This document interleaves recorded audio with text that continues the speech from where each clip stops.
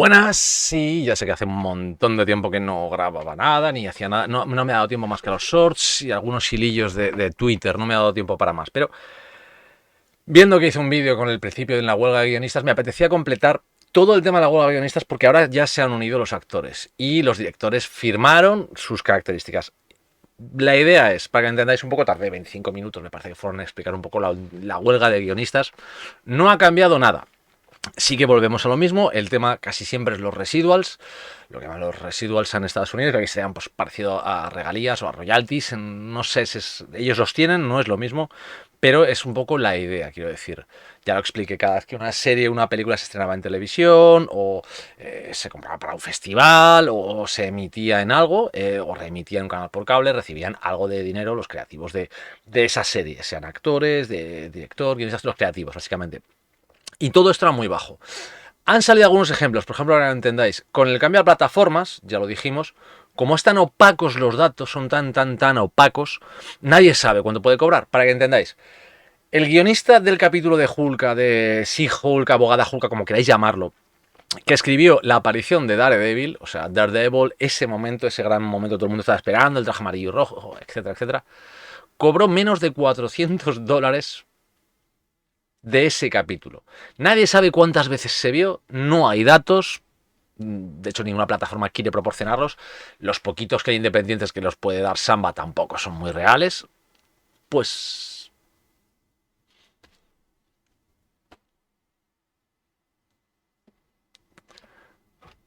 ahí estamos. $400 por un capítulo que pudo ver millones de personas, millones de reproducciones, $400. Eso es lo que le cayó. Que podía ser, pues eso igual le caía de una, yo que sé, si ha escrito un capítulo del equipo A, lo emiten en la tele una vez, o dos, o tres, y es lo que, y le cae, por cada una de ellas le podía caer esos $400 cada vez que volvían a rechar toda la serie y volvía a salir ese capítulo. Y hablamos de un capítulo que han visto millones de personas. Pero así funcionan las plataformas y esa opacidad es la que les proporciona mucho. Ya sabemos que estamos... La gente ha hablado de una guerra de plataformas, yo no creo que estemos en una guerra de plataformas, pero sí que vamos a ver cómo muchas caen. Ya hemos visto que HBO Max, Discovery Max, lo que queráis, pues no están durando, muchas no pueden llegar a la cabecera.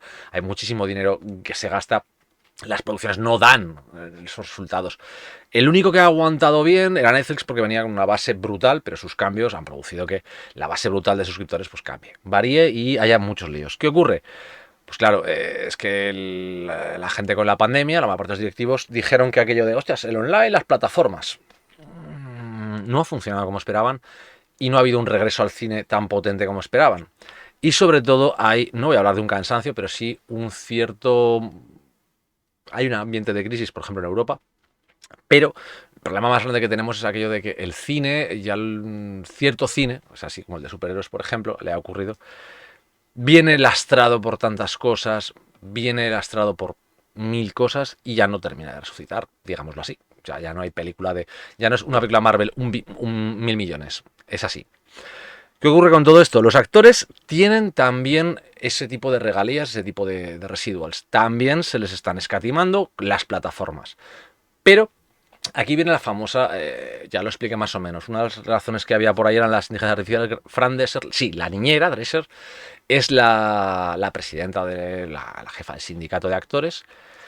Y para que lo entendáis, en uno de su discurso se metió con las IAs muy a fondo. ¿Por qué?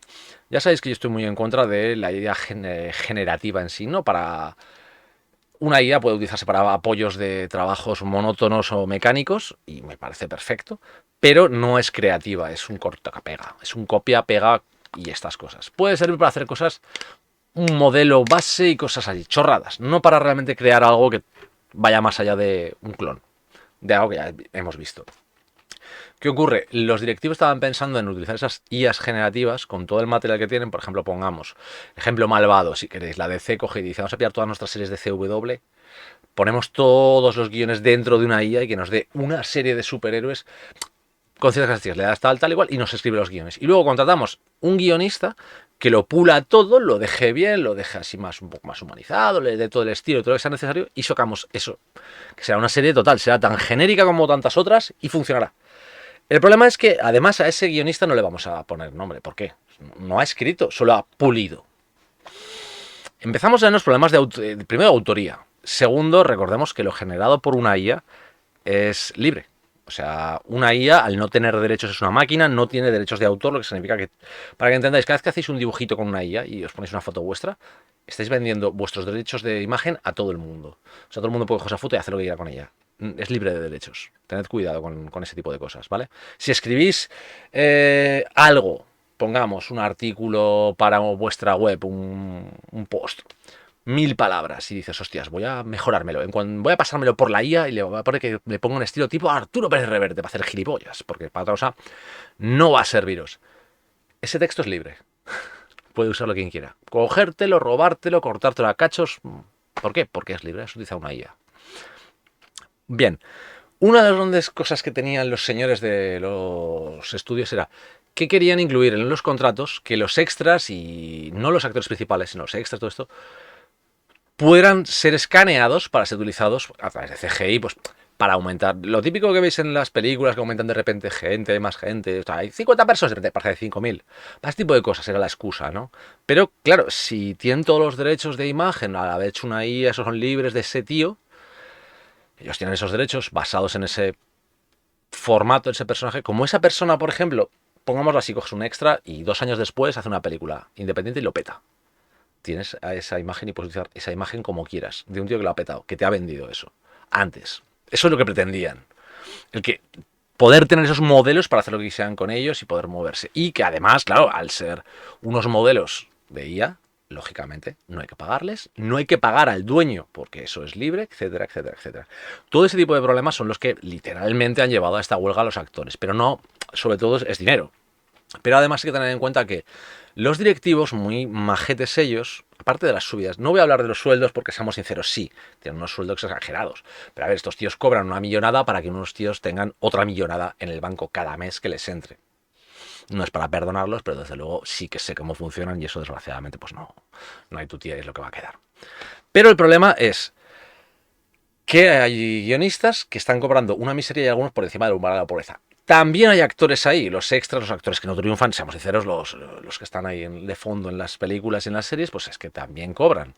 El problema es que si uno de estos sale en una serie, pues que entraran, ¿qué? 20, ha estado de extra en 50 series, 50 capítulos, pues hombre, cada vez que lo emitan, que le caigan 20 pavos. Yo qué sé, te da pa' un bocata. Para lo que sea. Este tipo de cosas son las que han movido todo esto. Sobre todo, la mayor parte de estos problemas son porque los estudios, por mucho que digan, no han hecho ninguna oferta ni se han sentado. Y ahí es cuando se filtró la famosa frase que dijeron de ya veremos cuánto tiempo pueden estar en huelga cuando ya no haya dinero para las hipotecas ni para los alquileres, cuando pierdan sus casas. Bueno, eso fue muy divertido hasta que de repente llegaron los actores y dijeron, no, no, es que nosotros tampoco vamos. ¿Qué ocurre? Es que, seamos sinceros, muchos de los actores les pasará como a los guionistas, perderán casas, perderán hipotecas, pero ya no es, no tengo guionistas, pero tengo estrellas. Es que ya no tienes estrellas. Es que todas tus películas para promocionar ya no están. Es que tú no puedes decir, el año que viene va a haber nueva temporada de X, de La Casa del Dragón. Buah, porque va a ser la hostia, porque tenemos los actores y probamos en Inglaterra. En Inglaterra el sindicato de actores inglés ya ha dicho que apoya a los americanos, así que probablemente tampoco podrán rodar con actores ingleses.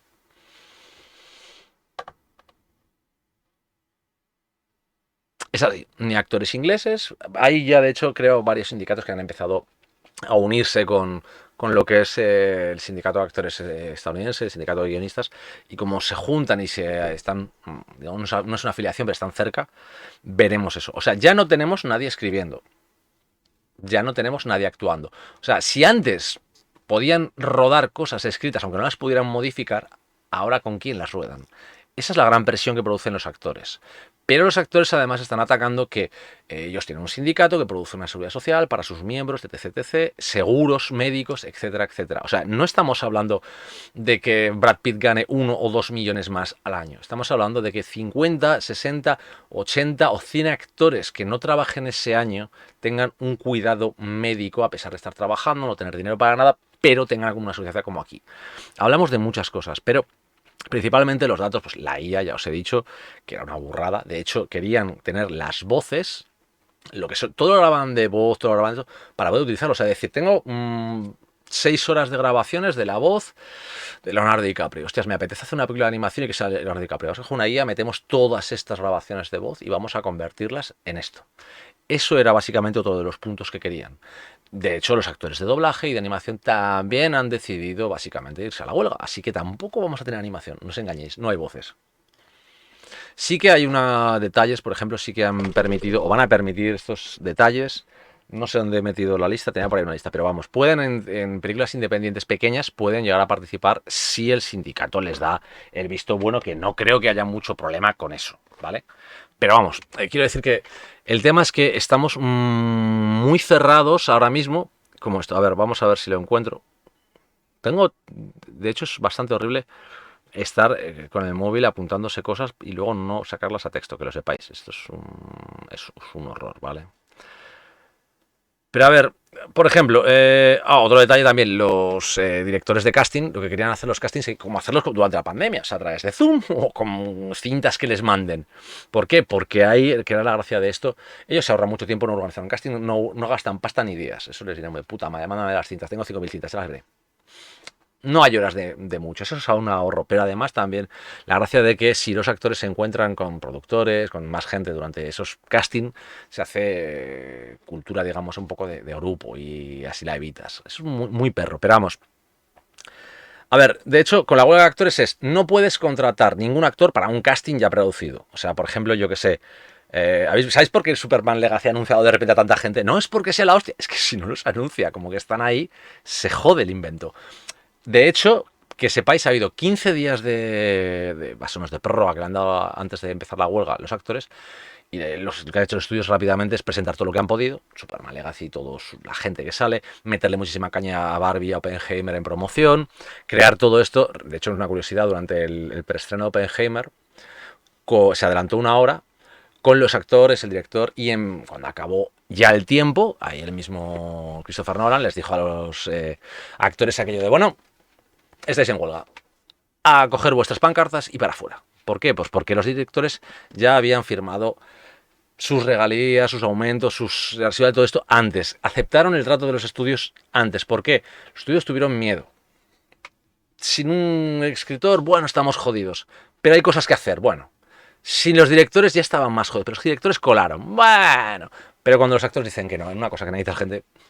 Y decimos, no, tenemos animación sin actores de animación, sin voces, sin gente que haga las capturas, tampoco la tienes. Pero bueno, lo que decía, no me pueden hacer castings. Todos los rodajes, de hecho, ya se... todo pues paran. De hecho, las producciones que van a parar, pues, Deadpool va a parar, Casa del Dragón, olvidaos que tampoco va a tener porque está esto. La segunda temporada de Sandman también parará. Recordad que esto sí, aquí en España no pasa, pero en Estados Unidos sí que está fijado dentro del contrato al contratar a un actor que la promoción de la película entra dentro del contrato del actor. Por lo tanto, la promoción de la película a través de redes, es decir, que es muy guapa, que tal, que cual, se hay que ir a verla y estas mierdas y participar en vídeos, en entrevistas, ir a programas de televisión, todo esto ya no lo hacen. Están en huelga, eso entra dentro del contrato, no lo hacen. Bueno, los programas que no tienen guión, que son de improvisación o de entrevistas, básicamente no pueden ir más que a título personal.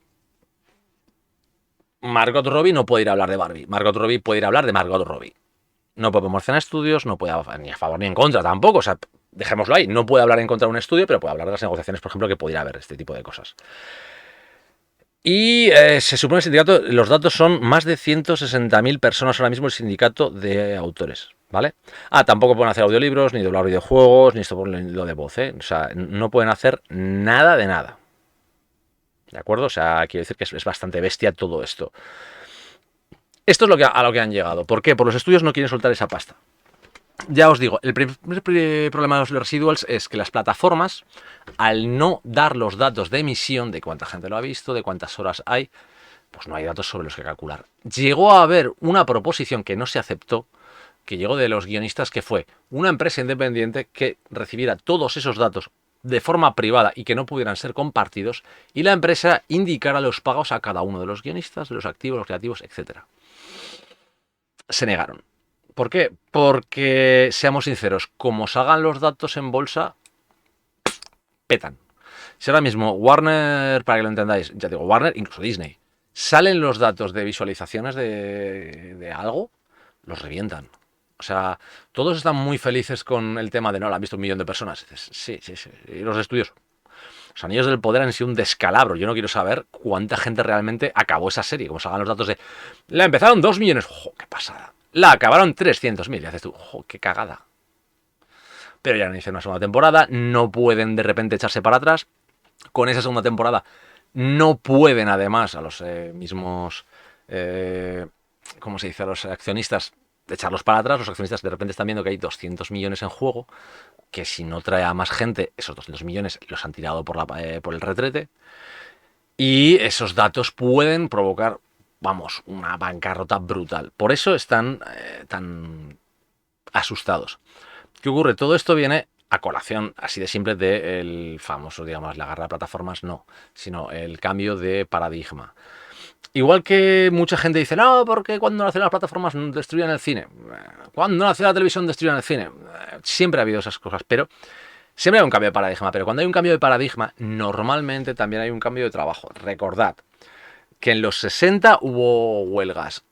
Hubo huelgas en los 2000, cada vez ha habido huelgas de guionistas, incluso de actores, en los 60 estuvieron juntos, cuando ha habido este cambio de paradigma, las canales por cable, la emisión más veces y todo esto. Y siempre se han sentado a negociar, pero ahora no.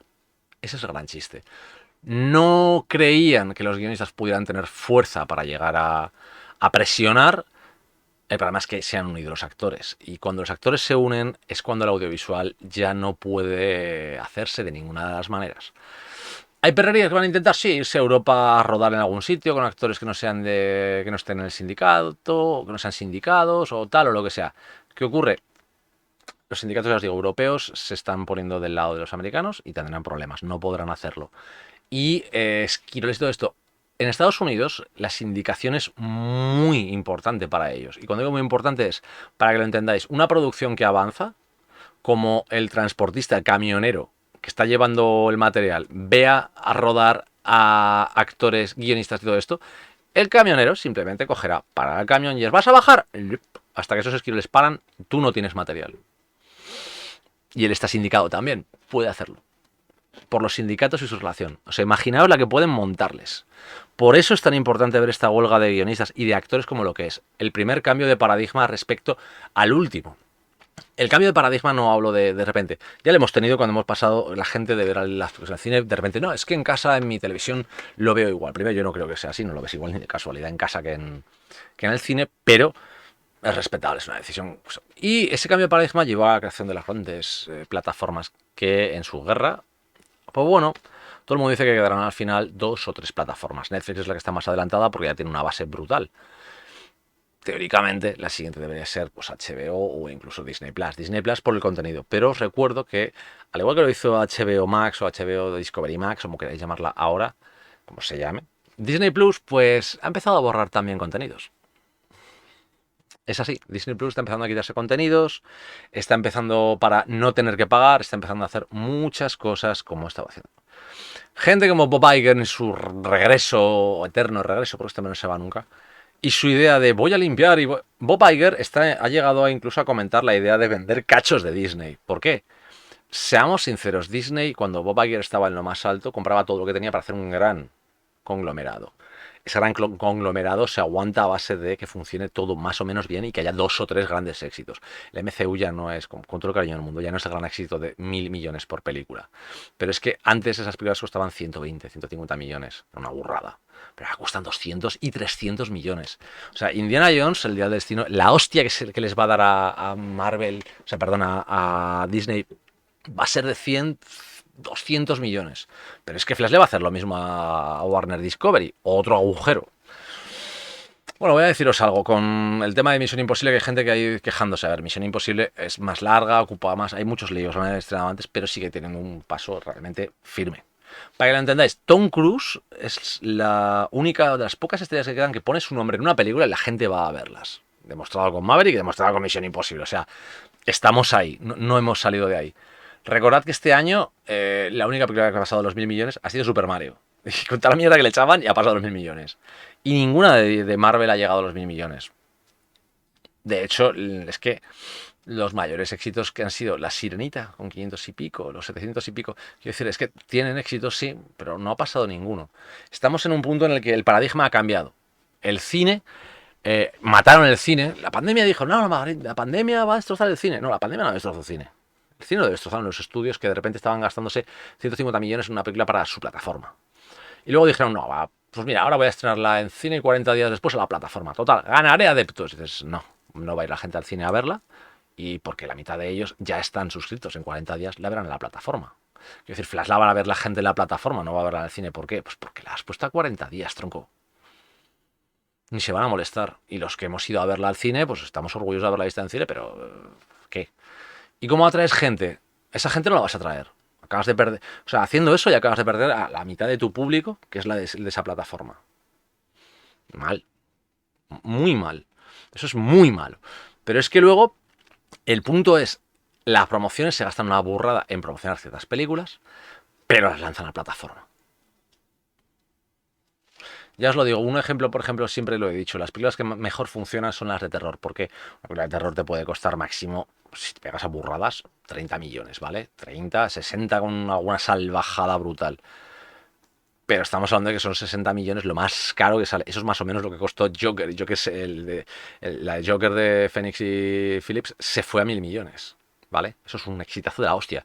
Pero esos te digo, esos 12 millones que cuesta una de terror, más o menos así que veamos bien, se traduce normalmente en taquilla en 30, 40, 50 millones. Es un exitazo. Es un exitazo. O sea, yo me he gastado 10 millones en una película de terror. Me voy a gastar en promocionarla 5. Venga, son 15 millones que me he gastado, hostias. Voy a taquilla y me saco 60. Esto son 45, o sea, 3 veces lo que vale. Y recordemos, esto lo recuerdo para todo el tema de taquillas, cuando alguien dice lo de los más o menos los 3 veces el precio, etcétera, no es exacto, porque depende de muchas cosas. Para que entendáis, una de las cosas más importantes es que antes se tenía siempre en cuenta, por ejemplo, la venta en físico, los DVDs, los Blu-rays, los antiguos VHS. Ahora eso ya no existe, así que es perder dinero. Pero tened en cuenta que de una taquilla que valga 100, ¿vale? Tú vas a un cine, pagas 100 monedas, de las que sean, ¿vale? No estoy diciendo que sean 100 euros, ni 10, ni 1, ¿vale? 100. De eso, por ejemplo, el distribuidor se lleva un 20%. Ya son 80. El del cine se lleva otro 20%. Ya son 60. De esos 60, por tratos, etcétera, etcétera, pues los productos, todo esto, los estudios, pues menores y cosas así, pues algún actor se lleva la pasta. Pues digamos que esos 100 que vale, en realidad el estudio se lleva 40, o sea, o 50, pongámoslo así. Ha tenido que gastar X en cada copia que va a cada sitio, más promoción, más XXXXX de gasto, ya no digo promoción, ¿vale? Sí, bueno, promoción, todo este gasto físico, ya no son 40, pongamos, ya son 38. Además la promoción, hostias, pues la promoción me cuesta de cada entrada otro 10, ya es 28. O sea, cuando esa película cuesta 100 entrar, ¿vale? Y produce 100.000, realmente el estudio se lleva 28.000. Y estamos hablando de que se lo digo, 10.000 espectadores. En España normalmente, con medio millón de espectadores, es una absoluta barbaridad. O sea, una salvajada, por ejemplo. En España medio millón de... Pero es que ahora con eso no llegas. Porque antes tu película costaba 150 millones y era una salvajada auténtica. Pero es que ahora cuestan 300. ¿Cómo coño con Fast X 300 millones, 700 y pico de recaudación? ¿Salido bien? Sí, van a hacer la siguiente y todo lo que queramos, pero yo no es lo mismo, es que necesitaban hacer una burrada de 1.000. Es que Marvel ha gastado una pasta en todas sus películas, pero no ha conseguido los 1.000 millones. Ya os digo que lo dijo el mismo James Cameron con Avatar 2, que si esto no llega a los 1.000 millones estoy jodido, no me hacen más. Más o menos lo dijo un poco de broma, pero sí con cierta conciencia de que a día de hoy el coste es enorme. Luego tienes chistes pues como Morbius, que fue a verla, pero tuvo una promoción con la gente brutal, como tiene ahora mismo Blue Beetle, que veremos la hostia que se da en taquilla, que todo el mundo dice, porque desgraciadamente esas promociones quedan muy bonitas, las vemos muy bonitas para hacerlas y todo esto, pero luego no vamos al cine. Y esto es más o menos la actualización básica de todo el lío. Y de dónde vienen nuestros problemas, de dónde tienen muchas cosas. Esto es un poquito todo el tema. Es muy liado. Esto en algún directo probablemente lo comente mejor, un poco más. Todo esto, pero vamos, es un poquito el problema que tiene todo esto. Es muy complejo y ya os digo que el mundo del audiovisual, porque es el que afecta todo esto, al cine, series, televisión, todo lo que queráis, funciona a base de un puñado de gente. Me encanta cuando lo dicen. Arriesga dinero para... ¿Eh? ¿Perdón? O sea, no es arriesgar dinero, es que muchos de ellos, o sea, ¿tú te crees que un estudio quiere arriesgar dinero? No. O sea, aquí es una inversión, yo me gasto 300 millones, la película tiene que dar 1000, ¿vale? La hostia se la pueden dar, pero si funciona está sacándose mucha pasta. O sea, que no os digan nunca eso porque luego te viene seamos sinceros, te llega David Zaslav y se cobra casi 500 millones. Iger, 300 millones un año. ¿Qué haces? Pero si eso es básicamente las pérdidas. Bob Iger cubriría las pérdidas de Indiana Jones. David Zaslav cubriría las pérdidas de todo lo que ha perdido Warner en 2 años. Todo. De Shazam 2, de Flash y de todo. Lo cubriría perfectamente. Pero ella está cobrando sus 500 millones. Eso es lo que están reclamando, que el problema es que igual el dinero no es que no esté bien repartido, sino que se está recompensando a unos directivos que no quieren hacer películas, quieren crear IPs, quieren crear fuentes de ingresos y cuando ha acabado la pandemia, cuando ha pasado todo esto, cuando hemos salido a la calle, nos hemos encontrado con que ¿para qué quiero ir al cine a ver Flash? Si voy a poder verla en casa en nada. ¿Para qué quiero ver una película que me han dicho que ya no va a tener universo? ¿Para qué? Y el problema es que en eso somos también nosotros, como aficionados, muy culpables, pero muy, muy culpables. Porque llegó aquello de, en todo momento, de nosotros amamos Disney porque Marvel nos da lo que le pedimos a través de las redes y lo que le decimos. No, Marvel no te da eso. Eso te lo da hay un algoritmo que calcula lo que quieren a base de las redes. Y eso es lo que te sacan. ¿Qué ocurre? Porque te hacen Quantum Manía. ¿Es cojonuda? No, no lo es. Es normalita. Está bien, entretenida, pero está bien. Pero ahí se queda. Es nada más. Y aún así ha hecho 700 millones. No nos jodamos, que es un éxito. Pero seamos sinceros, al final, pedid lo que queráis. Yo digo siempre lo mismo de lo que he dicho. Hay que escuchar al fan, pero no hay que hacer caso al fan. Es así de simple. Ya los que quieran hacer caso, eso ya es cosa vuestra. ¿Qué ocurre? Pues que si haces caso al fan, ¿qué? Haces el Snyder, la Zack Snyder Justice League, la pones en HBO, le das todo el bombo que quieras, y resulta que lo que has conseguido es que la mitad del fandom de DC, como le han hecho caso, ya no vaya a haber nada más de DC, quiera boicotear todo lo de Warner. ¿Qué? ¿Eso ha ayudado? No, ¿verdad? Todos los woke que se sintieron atacados con Hulk, que adoraban el UCM, ahora están hablando de la saga del infinito, que es mejor que el multiverso, pues una mierda. ¿Ha ayudado el hecho de a darles todo lo que han querido en otros productos? No. Ese es el problema, es que al fan se le tiene que escuchar, tienes que saber lo que el fan quiere, pero no tienes que darle, no tienes que trabajar para el fan. Tú trabajas para un mundo, una historia, etc. ¿Y qué ocurre? Que Zaslav, que Iger, que el de Netflix, que el de todo esto, no trabajan para el fan, no trabajan para la historia, trabajan para un montón de gente que está ahí, que quiere su dinero. Y a ellos les da igual lo que salga. O sea, a ellos les daría igual poner al Capitán América alas, melena rubia, convertirlo en, yo que sé, un alienígena de Alpha Centauri, si con eso les aseguran que la taquilla aumenta. Es lo malo de meter a los directivos en ese tipo de mundillos. Pero es que lo hemos decidido nosotros a base de, por ejemplo, elevar a Kevin Feige como genio y maestro, por ejemplo. O a Zack Snyder. Son las dos caras de la misma moneda. Uno tuvo el éxito, otro no. Pero los hemos ensalzado y hemos creado estos monstruos que ahora nos va pesando. Pero aún así no han matado ni matarán el cine. El cine no se va a morir. El cine sigue estando ahí. ¿Qué ocurrirá? Encogerá. Recordemos los grandes blockbusters de los 90, de los 80, eran carísimos para lo que eran, para lo que la gente pagaba en entradas, pero la gente seguía yendo. Y cuando hubo una bajada en el cine, se cambió el cine. El cine era más pequeño, se volvió a las de terror que eran más funcionales, los thrillers que son más baratos y siguen llevando gente. De repente volvíamos a las pelis de acción no tan espectaculares como las de Stallone o las de Schwarzenegger, y volvíamos más a los héroes un poco más pequeños. Pero es que ahora estamos en la época de las IPs, de las intellectual properties, propiedades intelectuales, que quieren tener un inmenso abanico de cosas que coger y lanzar contra la pared hasta que una funcione. La que funciona les vale. Eso es Marvel, eso es DC para ellos.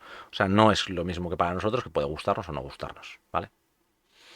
Y de ahí viene mucho de esto. Y creo que me he estirado en exceso, no he explicado realmente todo lo que quería explicar. No lo sé, en un directo preguntadme y soltaré alguna de estas charlas largas estúpidas que no sirven realmente para nada.